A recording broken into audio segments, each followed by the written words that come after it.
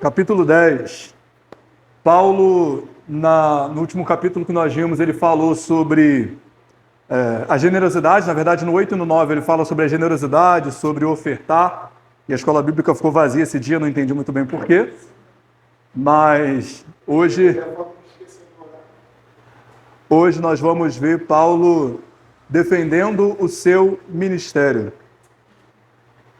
Paulo defende a sua autoridade. Amém? 2 Coríntios, capítulo 10, que diz assim: Além disto, eu, Paulo, vos rogo, pela mansidão e benignidade de Cristo, eu que, na verdade, quando presente entre vós, sou humilde, mas ausente, ousado para convosco. Rogo-vos, pois, que quando estiver presente, não me veja obrigado a usar com confiança da ousadia que espero ter com alguns, que nos julgam como se andássemos segundo a carne. Porque andando na carne, não militamos segundo a carne, porque as armas da nossa milícia não são carnais, mas sim poderosas em Deus, para a destruição das fortalezas, destruindo os conselhos e toda a altivez que se levanta contra o conhecimento de Deus e levando cativo todo o entendimento à obediência de Cristo. E estando prontos para vingar toda a desobediência, quando for cumprida a vossa obediência. Olhai para as coisas segundo a aparência. Se alguém confia em si mesmo, se alguém confia de si mesmo que é de Cristo, pense outra vez isto consigo, que assim como ele é de Cristo, também nós somos de Cristo. Porque ainda que eu me glorie mais alguma coisa no nosso poder, o qual o Senhor nos deu para a edificação e não para a destruição, não me envergonharei, para que não pareça como se quisera intimidar-vos por cartas.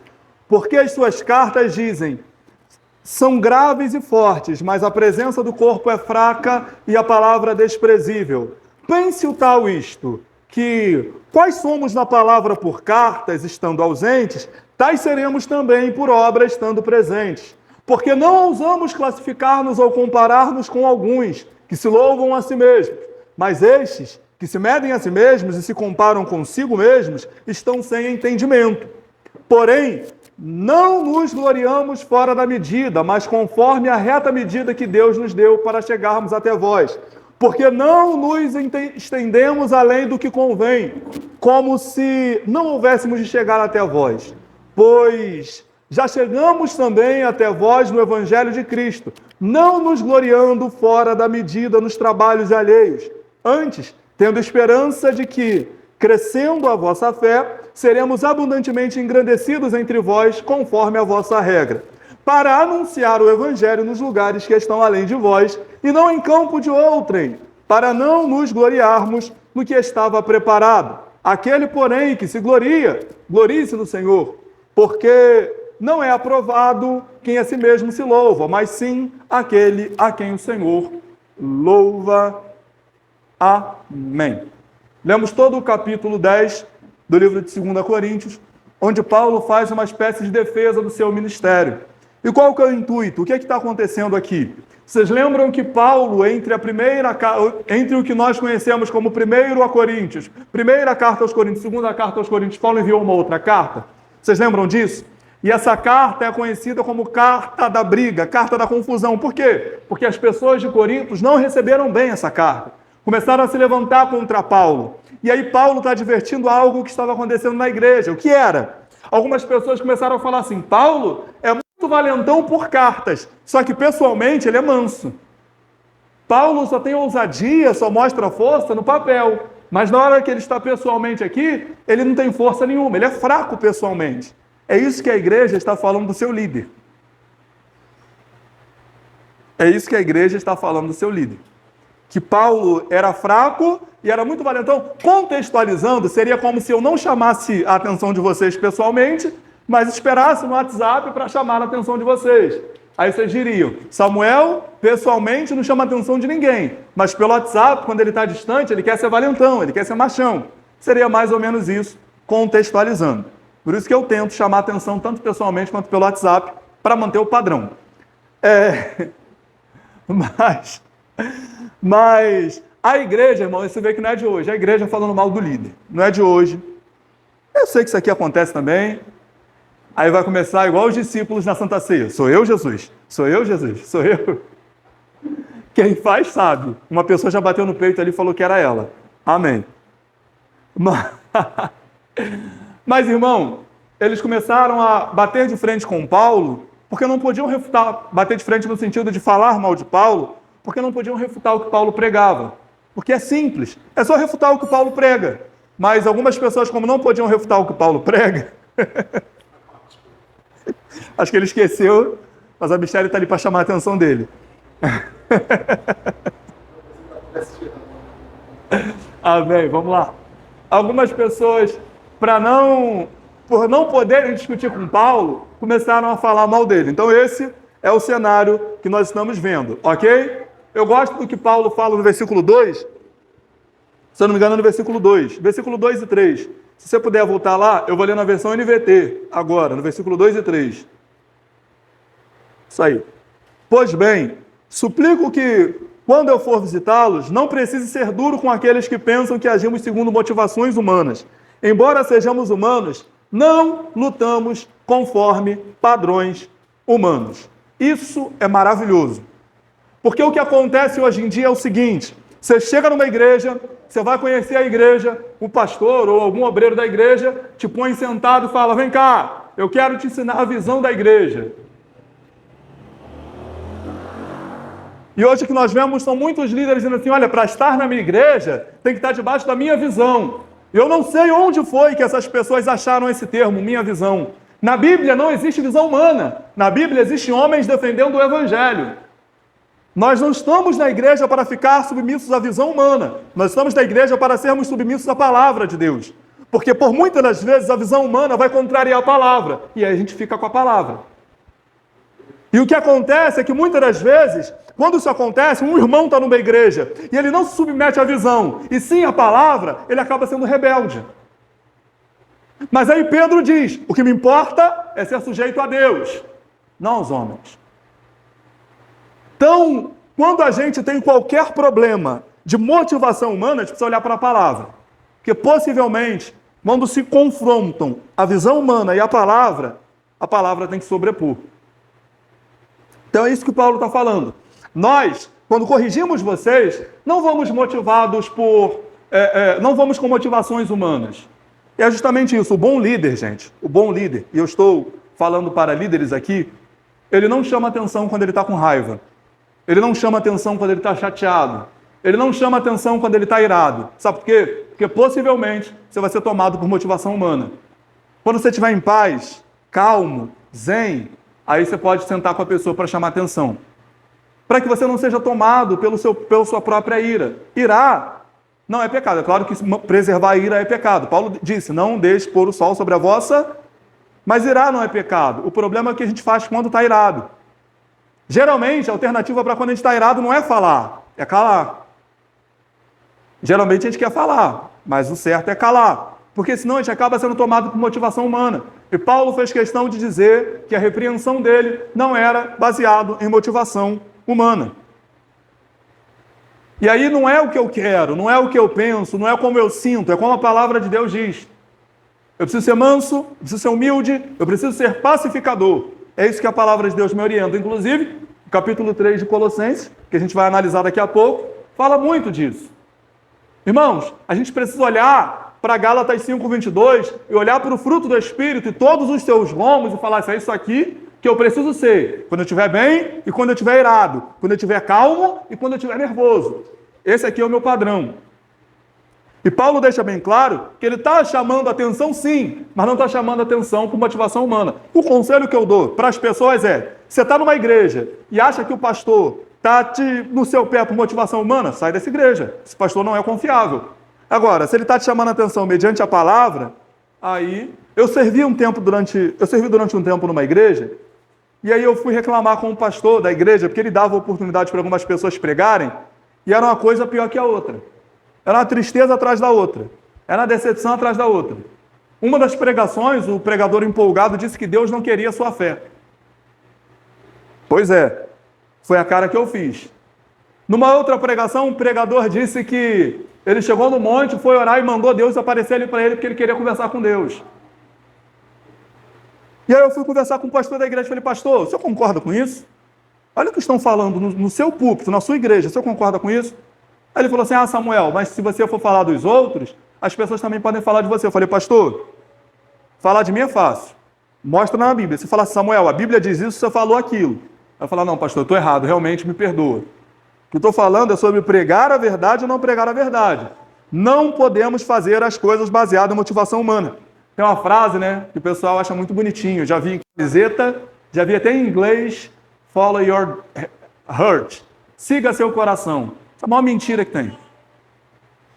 Jeremias 17:9. O coração do homem é enganoso. Siga a palavra. Siga a palavra. Geralmente, quando você faz, e eu falei de Gálatas 5:22, porque fala do fruto do... Antes, a partir do 16, vocês lembram o que falam? As obras da... Não são as obras do diabo. É isso que a gente precisa deixar claro. Estabelecer um ponto aqui para que todos analisem da mesma perspectiva. Os frutos são do Espírito e as obras são da... Não é diabo, é a sua carne.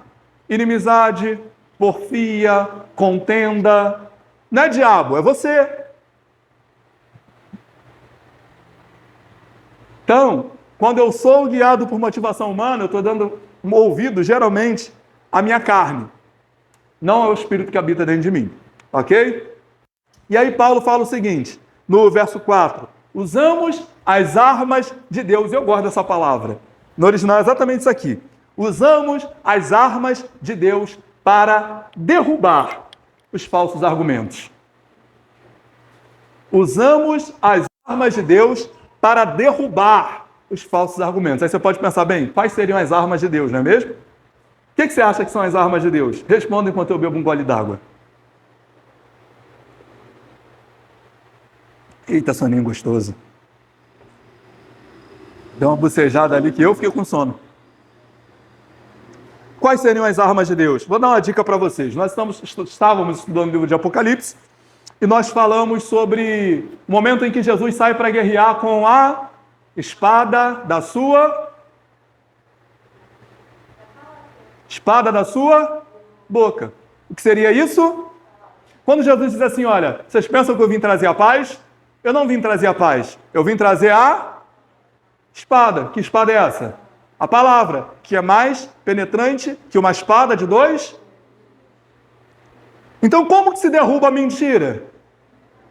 Com a verdade. Pense, se alguém passar aqui na porta e disser, Samuel está usando uma blusa azul, aí você pode, todo mundo pode acreditar. Mas quando a pessoa chegar aqui e ver a cor da minha blusa, você vai saber. Basta você encontrar a verdade, e então você enfrenta a mentira. Não se trata de vãs contendas, não se tratam de vãs discussões. Basta apresentar a verdade. E aí tem uma frase de Martin Luther King que eu gosto muito. Para você adquirir inimigos, não precisa declarar guerra a ninguém. Basta dizer o que pensa. E aí quando você começa a apresentar a palavra, as pessoas que não coadunam com a palavra, na verdade que não se submetem à palavra, elas vão começar a se levantar contra a sua vida. E era exatamente o que estava acontecendo com Paulo. E Paulo fala, olha, nós estamos usando as armas de Deus para lutar contra os falsos argumentos. E que falsos argumentos estavam acontecendo aqui? Que Paulo era frouxo, que Paulo não tinha coragem de corrigir o povo, que Paulo só era valentão pelas cartas. E Paulo está falando, isso aí tudo eu combato com as armas de Deus. Não preciso me desgastar, basta a verdade para derrubar qualquer mentira. Para derrubar os argumentos falsos se apresenta a verdade, ponto. E aí Paulo está falando realmente de derrubar os argumentos falsos. E quebra a galera do não julgueis. Sabe? Quebra. A gente não pode falar assim, não, é porque ele interpretou a Bíblia desse jeito, mas a gente interpreta de outro. Irmão, a mensagem é uma só. Não estou falando de assuntos periféricos, tá? Periféricos no sentido de pré-tribulacionista, pós-tribulacionista. A não ser que seja dispensacionalista, é heresia. Mas mas o cara é arminiano, é calvinista, ok, são assuntos periféricos, soteriologia, os dons cessaram, os dons continuaram, pneumatologia, são assuntos periféricos. Nos pontos centrais, a igreja precisa concordar. A igreja que não prega a ressurreição de Cristo, a igreja que prega que Cristo morreu e não vai ressuscitar. a igreja que fala que Jesus não vai voltar. Isso aí são pontos que ferem profundamente. Há igrejas que pregam que Jesus queria pegar a mulher samaritana. Isso aí são pontos que ferem. Há igrejas que pregam que se Jesus estivesse no Éden, tinha comido do fruto. Há igrejas que pregam que você é o centro do coração de Deus. Há igrejas que pregam que se você não fala em línguas estranhas, você não é batizado no Espírito Santo. Há igrejas que pregam que se você não der o dízimo, o roubador, o migrador vai entrar na tua casa. Usa as Malaquias 3:10 para poder intimidar e assustar o povo. Obrigado. Há igrejas que pregam que você precisa estar debaixo da visão do pastor, senão você é um amaldiçoado. Esses dias eu conversei com uma pessoa, eu perguntei, não, tu vai lá na igreja? Eu disse, não, vou não, meu pastor não deixa. Falei, rapaz, você está numa prisão. Você está numa prisão. Não é dia de culto na sua igreja, seu pastor não deixa? Você está numa prisão, rapaz. Mas não é pastor mandar na minha vida? Para pastor mandar na minha vida, ele tem que, no mínimo, pagar minhas contas. Aí eu deixo. E minhas contas não são baixas. Deixo. Aí, essas mentiras, nós precisamos combater duramente com a verdade. Sem poupar. Estava conversando com a minha mãe esses dias, eu falei, toda vez que a gente poupa o lobo, a gente põe as ovelhas em risco. Há igrejas que hoje estão pregando pro aborto. Igrejas que estão pregando, ou melhor, locais que se dizem igrejas que estão pregando pro aborto.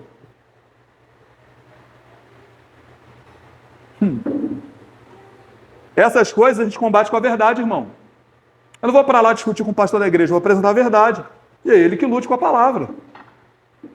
Tem o que fazer.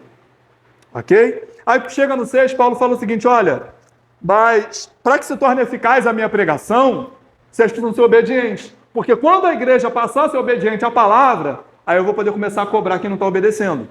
Então alguém precisa obedecer para que a gente comece a cobrar quem não está obedecendo. Porque se todo mundo está no mesmo barco de desobediência, você vai poder chamar a atenção de quem? Mais ou menos isso que o Paulo está falando. Aí, para a gente avançar, entre o versículo 7 e o versículo 12, Paulo fala que ele, se usar como medida, ele não fazia isso. Ele era duro, ele não queria ser duro pessoalmente, mas falou que seria duro pessoalmente se necessário, e falou que as pessoas se usavam como padrão, se usavam como medida, se usavam como referência de cristão, de exemplo, de modelo a ser seguido. E Paulo fala que se usar como modelo é ignorância. Ainda mais para a situação da igreja de Corinto, né? Brigavam por causa de cargo, queriam depor Paulo do seu pastorado, não tinham amizade uns para com os outros, não faziam a ceia do Senhor, queriam ser maiores uns que os outros, essa igreja aí, não discerniam os dons, essa era a situação da igreja de Corinto, mas queriam se usar como modelo a ser seguido. E Paulo fala, na situação de você de fazer um negócio desse é plena ignorância, não tem condições nenhuma de fazer isso, se usar como medida, tá? Mas, e as pessoas começaram a se orgulhar do trabalho que elas estavam fazendo e queriam reconhecimento. E isso é uma máxima que segue-se até hoje. Para muita gente, trabalhar para Cristo não é o suficiente. Fazer para Cristo não é o suficiente. Tem que ter um reconhecimento, tem que ter um elogio, tem que ter um tapinha nas costas, alguém tem que chegar e falar, olha, seu trabalho está muito bom. É que eu gosto muito de Mateus 14, João 6 explica muito bem o que está acontecendo em Mateus 14. Que Jesus, deixa bem claro ali que Jesus acabou de pregar um sermão muito duro, aliás, ele acabou de fazer um milagre, aí as pessoas começaram a chegar para perto dele, querendo levantá-lo como rei. Ele imediatamente tira os discípulos dele dali daquele meio, manda ir para o barco e impeliu, ele deu uma ordem, vai agora. E eles foram para o barco. Eles entraram no barco e foram para a água. E eu gosto de olhar para esse texto, que eu vejo que Jesus fala assim, vai agora, entra no barco e vá para o outro lado. E os discípulos já tinham atravessado a tempestade naquele mesmo mar. Os discípulos já tinham enfrentado dificuldade naquele mesmo lugar. Só que você não vê nenhum dos discípulos falando assim, Jesus, e quando eles foram a primeira vez, Jesus estava no barco com eles. Agora Jesus está mandando eles para o mar da tempestade, sem Jesus estar no barco. Agora vocês vão, mas vão sem mim. E eles foram, sem Jesus. E tu não vê nenhum dos discípulos, e olha que os 4 evangelistas contam essa história. Você não vê nenhum discípulo falando assim, Jesus, mas teve tempestade, esteve vento forte. O senhor não vai com a gente, não? Não. Bastou eles receberem a ordem, todos eles se uniram e foram. É que a gente não, pra gente, às vezes, não basta a ordem. A gente quer a ordem mais alguma coisa. Mas o bom discípulo, ele só precisa da ordem.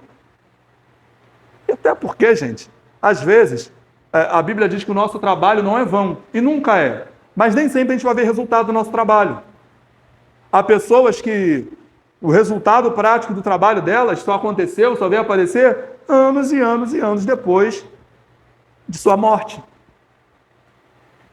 Então, nem sempre nós vamos ver o resultado do nosso trabalho. Se nós formos apaixonados por resultado e não pela obediência, quando a gente não vê o resultado, a gente vai desanimar.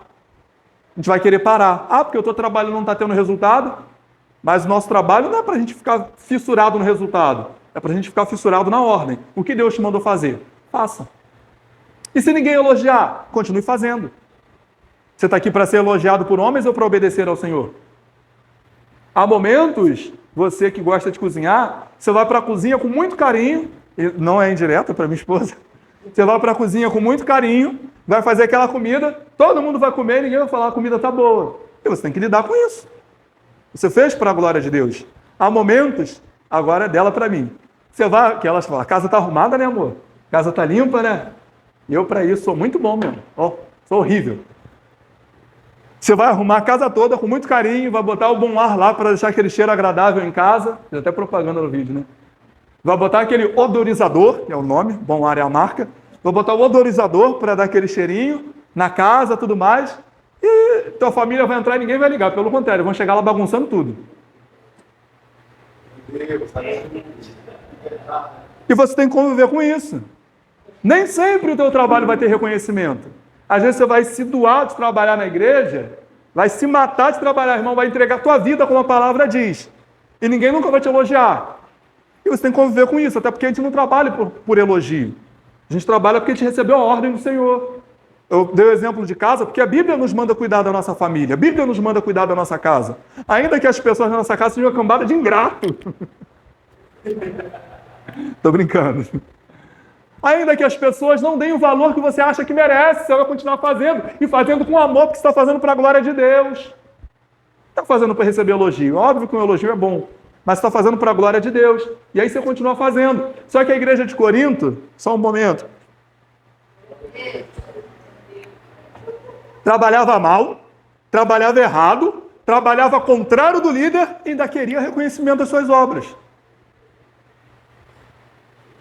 Eu quero que você pense toda vez que eu falar assim, poxa, ninguém me elogiou quando você fizer qualquer coisa aqui, você vai lembrar da igreja de Corinto, eu não estou atrás de elogio. Eu não estou atrás de elogio. Eu não tô... Até porque, irmão, no momento você vai ver que elogio não sustenta ninguém. Não sustenta ninguém. Então, cuidado. Cuidado para que você não trabalhe em prol disso, ok? Exatamente. É só para massagear ego. Aí Paulo fala, tem uma versão que fala assim, como diz a palavra, no verso 17, aquele que glorie-se no... Salmo 105, verso 3, mas Paulo também fala disso, lá em 1 Coríntios, no capítulo 1, verso 31, Paulo fala exatamente isso. Ele repete a palavra. Aquele que glorie-se no... E aí Paulo fala o seguinte, para a gente fechar no 18. Alguém lê, por favor, o 18.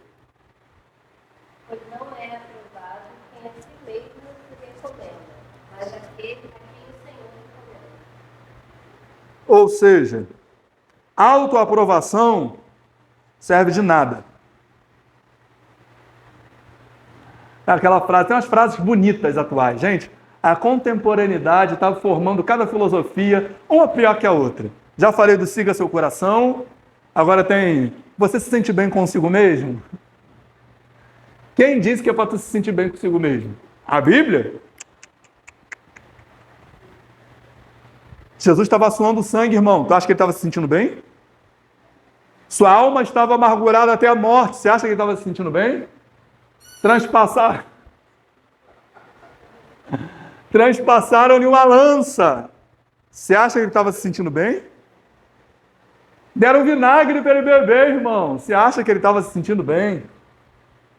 Ele andou 600 metros depois de ser brutalmente agredido, ferido durante a noite toda. andou 600 metros carregando a parte horizontal da cruz mais pesada que o seu próprio corpo. Você acha que ele estava se sentindo bem?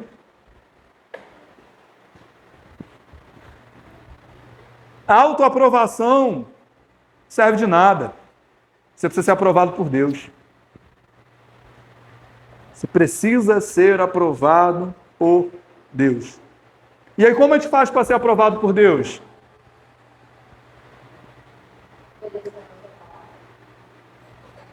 Exatamente. Obedecendo a palavra. Para ser aprovado, nós precisamos ser. Só que aí na hora da nossa aprovação, e as pessoas pensam muito em provação como dificuldade, como problema, como dívida, como doença. Não, todos os dias nós somos experimentados em alguma coisa. Um dia é um vizinho que quer arrumar confusão com você, no outro dia é um colega de trabalho que quer te encher a paciência, no outro dia é o cônjuge que não está vigiando, no outro dia sempre tem alguma coisa acontecendo, sempre tem. E todos os dias nós somos provados. Agora, se nós somos aprovados, depende da nossa submissão à palavra de Deus. Que aí você vai lá, César, e fala. Te estressou, tu vai lá e fala. Aí você está se sentindo bem consigo mesmo, porque você falou. Você está se autoaprovando. Só que a palavra está te reprovando. E aí tua autoaprovação não prestou para nada. Eu sempre falo, gente, da galera que se orgulha da sua natureza pecaminosa. Tem gente que tem prazer de falar, não, eu sou assim. Eu fui lá e fiz, eu testemunho que o Vitor gosta. Irmão, quando eu era no mundo, rapaz, deu testemunho na igreja. E ele falou, irmão, quando eu era no mundo, eu usava muita droga. Eu saía de noite, eu bebia muito. Eram 4, 5 mulheres numa noite. Eu fazia, acontecia. E tempo bom.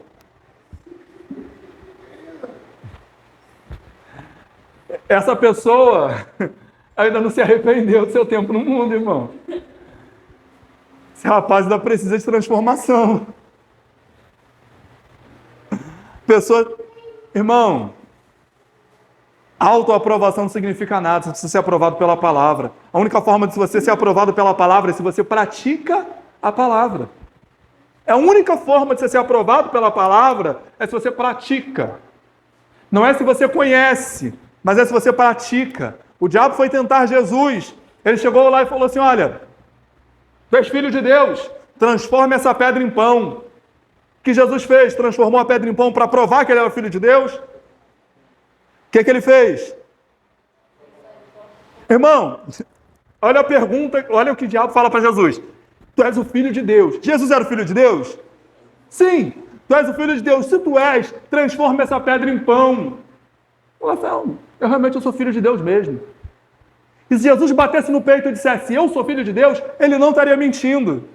Só que bater no peito e dizer que eu sou filho de Deus, depois fazer a vontade do diabo, não condiz com quem é filho de Deus. Eu bato no peito, digo que sou filho de Deus, e depois eu vou obedecer a palavra, porque a palavra também diz, nem só de pão viverá o homem, mas de toda a... Então não foi só Jesus combatendo o diabo com a palavra, foi Jesus combatendo o diabo com a palavra sobre a palavra. Então, Jesus venceu o diabo com todo o poder da palavra. Só que a gente perde constantemente porque a gente quer se autoaprovar e não se submete à palavra. Não é fácil submeter a palavra. Não é. Isso te confronta todo dia. Uma das piores coisas para mim é ter que pedir desculpa quando eu estou certo. E eu sei que eu estou certo. E para mim é muito difícil. Já foi mais, mas hoje em dia ainda é. Mas o que a palavra me manda fazer? Pedir desculpa.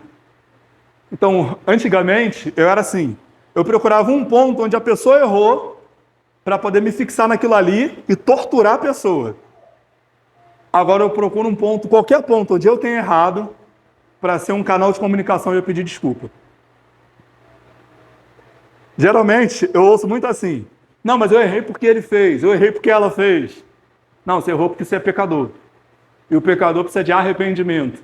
Isso está escrito na palavra. Só que a gente não quer se arrepender, bate no peito e está se autoaprovando por isso. E você vai para o inferno com a sua autoaprovação. Quando a gente estava estudando Apocalipse, eu falei que tem uma coisa que não existe no inferno. O que é? Exatamente. No inferno não tem arrependimento. Então, um pecador miserável, assim como eu, Se você não se arrepende dos seus maus feitos, você vai para o inferno. Se autoaprovando. Eu estava andando na rua esses dias, ali no centro de Campo Grande, e eu sempre leio o que as pessoas têm na camisa. Eu tenho essa mania. Geralmente, eu estava na loja com a Paloma, estava no shopping, aí tem uma camisa assim, confie, só que estava em inglês. Confie em mim, eu sou um mentiroso. Falei, eu tenho certeza que quem comprar essa camisa não sabe o que está escrito ali. É uma piada. Confie em mim, mas eu sou mentiroso. Só que estava escrito em inglês. Aí eu mostrei para a Paloma, eu tenho o costume de ler. Aí eu estava andando na rua, a menina estava com a camisa assim, ai de mim se não fosse eu. Eu olhei para aquilo e ri. E ri. Porque até quem não reconhece Deus, precisa dele. A nossa diferença, irmão, é o que a gente faz com aquilo que a gente já sabe. Essa é a nossa grande diferença para o mundo. É o que a gente faz com aquilo que a gente já sabe. O que tem valor, disse Paulo no verso 18, o que tem valor de verdade é ser aprovado por Deus. Abandone a sua autoaprovação. Abandone o desejo de se sentir bem consigo mesmo e se submeta à palavra. Amém? Alguém tem alguma dúvida? Algo a acrescentar? Esse é o momento.